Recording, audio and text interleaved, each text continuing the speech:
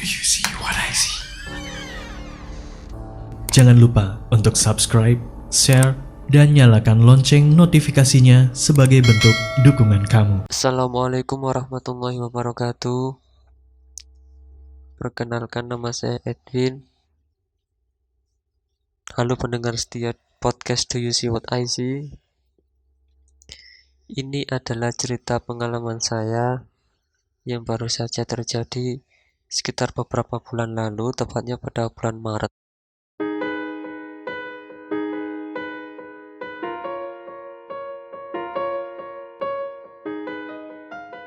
Pengalaman ini terjadi di salah satu desa di daerah Kabupaten Malang, tepatnya di rumah mertua saya.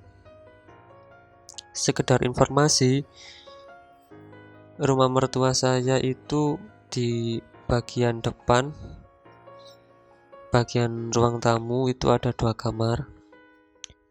Di bagian tengah ada 1 kamar, yakni kamar saya sama istri saya. Dan di bagian belakang ada 1 kamar, kamar mertua saya, dan dapur. Seperti kebanyakan rumah di desa, di belakang itu pasti ada 1 tempat tambahan yang hanya ditutupi sama bukan tembok dari bata, tapi dari bambu, atau kalau kita menyebutnya di sini gedek. Dan dari dapur menuju ke ruang tambahan ini dihubungkan oleh 1 pintu. Untuk menuju ke kamar mandi juga, kamar mandi juga tepatnya di ruang tambahan ini. Jadi kamar mandinya itu ada 2 bagian. Yang sebelah kiri hanya untuk mandi, dan yang sebelah kanan untuk buang air besar.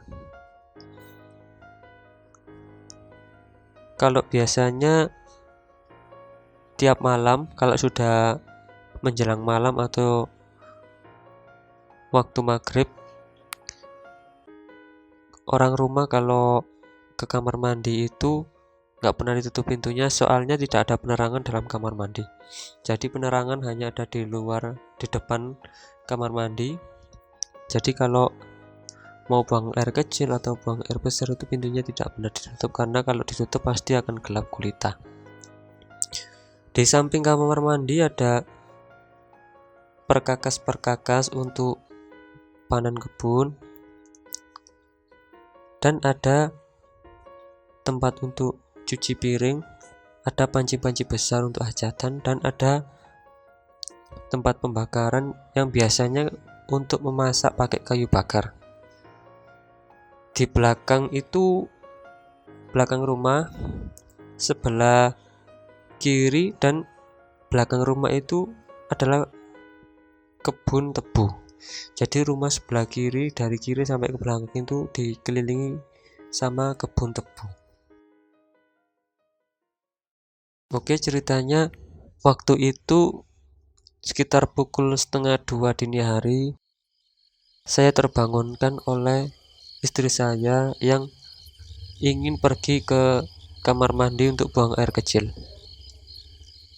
Karena merasa ingin buang air kecil waktu terbangun, saya menyusul untuk ke kamar mandi.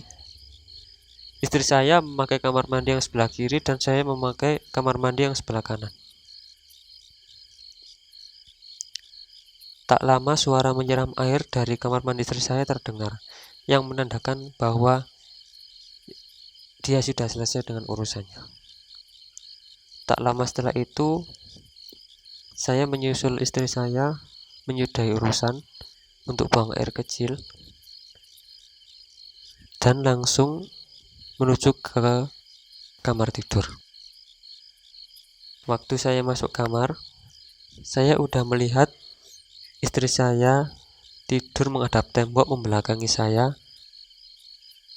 Karena udah memastikan hal itu, saya langsung menutup pintu dan mengunci pintu. Tapi sebelum saya menyusul untuk tidur, saya meminum air yang memang sudah saya siapkan tiap malam sebelum tidur. biar kalau pas haus atau pas malam kebangun karena haus itu nggak perlu ke dapur untuk ngambil air minum. Di tengah saya meminum air, saya terkejut sama dorongan yang terjadi di pintu kamar, dimana di pintunya itu seperti ada yang mendorong. Saya lihat lagi, kok dorongannya semakin keras, dan seketika itu saya terkagetkan oleh suara istri saya yang dari luar yang mengatakan, "Lapo sih kok dikunci lawangi?" Kalau bahasa Indonesianya, ngapain sih kok pintunya dikunci? Sontak saya buka pintu, buka kunci. Saya melihat di situ ada istri saya. Dia langsung masuk kamar dan naik ke atas kasur.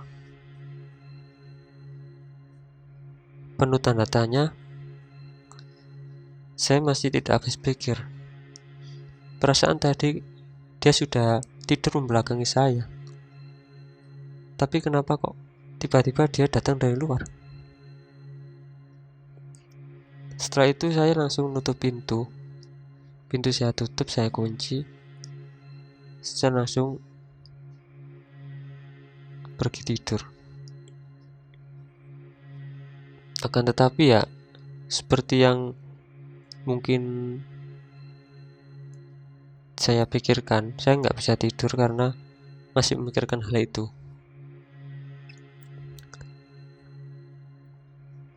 Saat itu saya langsung tanya sih sama istri, "Sampean mau wis mlebu kamar tah?" Kalau bahasa Indonesianya, "Kamu tadi udah masuk kamar tah?" Langsung istri saya langsung menjawab, "Durung lah, aku mang noto panci ndek pawon. Soale rotoh kabeh kesenggol tikus." Kalau bahasa Indonesianya, "Belum, saya tadi menata panci-panci yang jatuh di bagian dapur belakang karena tersenggol oleh tikus." Ketika itu saya langsung merinding. Lalu siapa yang tadi tidur di atas kasur membelakangi saya? Dengan pakaian yang sama persis dengan yang dipakai istri saya. Dan rambutnya yang panjang sama seperti istri saya.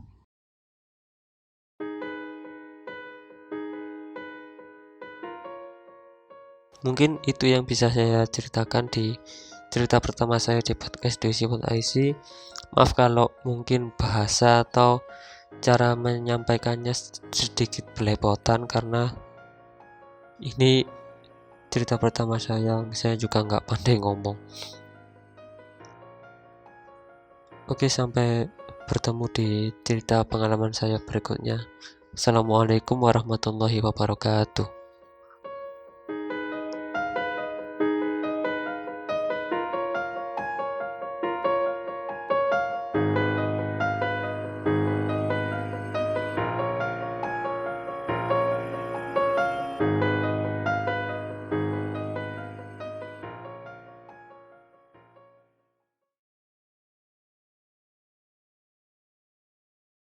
Kirim cerita kamu ke alamat berikut.